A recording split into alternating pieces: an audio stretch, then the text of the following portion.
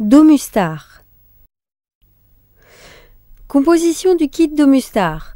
Un motoréducteur 24 volts avec électronique intégrée et éclairage d'ambiance. Un guide de transmission par chaîne de 3,02 m.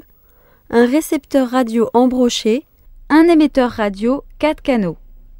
Cornière de support moteur et accessoires de montage. Notice et DVD d'installation. Certificat de garantie. Type de porte automatisable.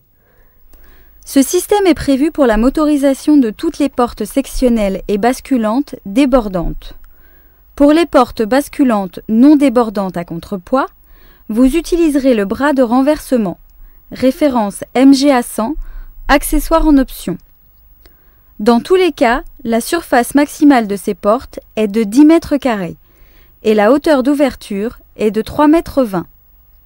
Dans ce cas, utilisez des guides rails de 3,52 m, référence MGR 100, ou 4,02 m, référence 001 V 0673. Positionnement de la motorisation. La réserve de linteau doit être de 10 cm minimum. Montage du rail en deux parties.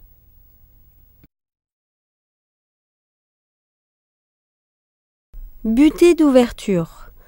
N'oubliez pas de positionner et bloquer la fin de course d'ouverture avant toute manœuvre.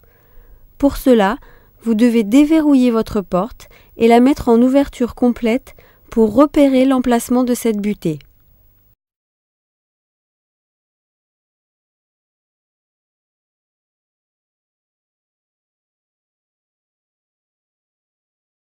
Démarrage, auto-apprentissage et réglage de mise en route. Si les bornes des cellules G et D1 ne sont pas pontées, mettez le dip switch 7 sur ON. Vérifiez que les borniers C et NC sont bien pontés. Mettez le dip switch 8 sur ON et la porte en position ouverte. Appuyez sur la touche Close jusqu'à fermeture complète de la porte, puis lâchez l'impulsion et appuyez sur PS pendant 2 secondes pour enregistrer le cycle de fermeture.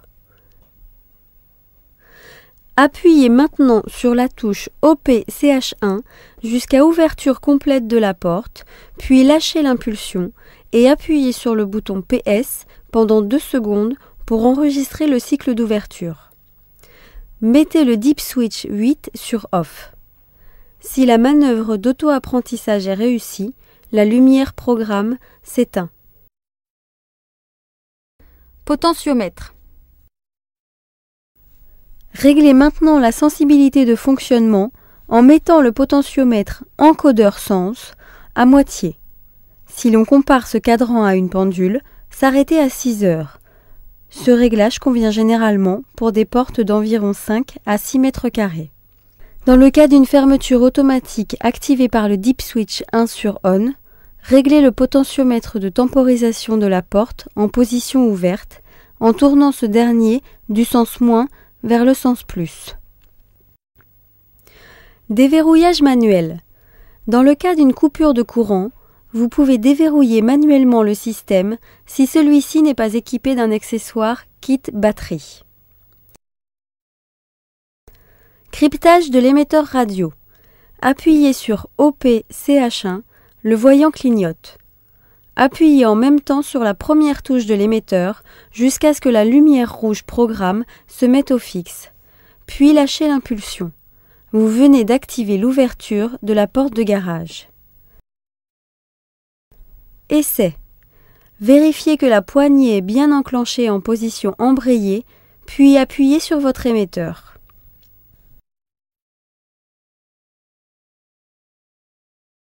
Anomalie et dysfonctionnement. Témoin d'alimentation. Si la lumière verte du témoin d'alimentation n'est pas allumée, vérifiez l'alimentation 220 ou le fusible d'alimentation de la carte Control Board. Vérifiez également le fusible qui se trouve dans la prise. Clignotement rouge, prog. Lorsque le témoin du bouton prog clignote rapidement, vous devez vérifier que les borniers G et D1 est bien ponté, ou que le deep switch 7 est sur on.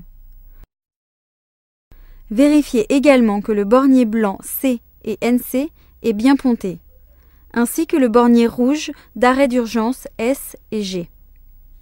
Si le système ne démarre pas, diminuez la sensibilité du système à l'aide du potentiomètre encodeur sens et vérifiez le fusible moteur.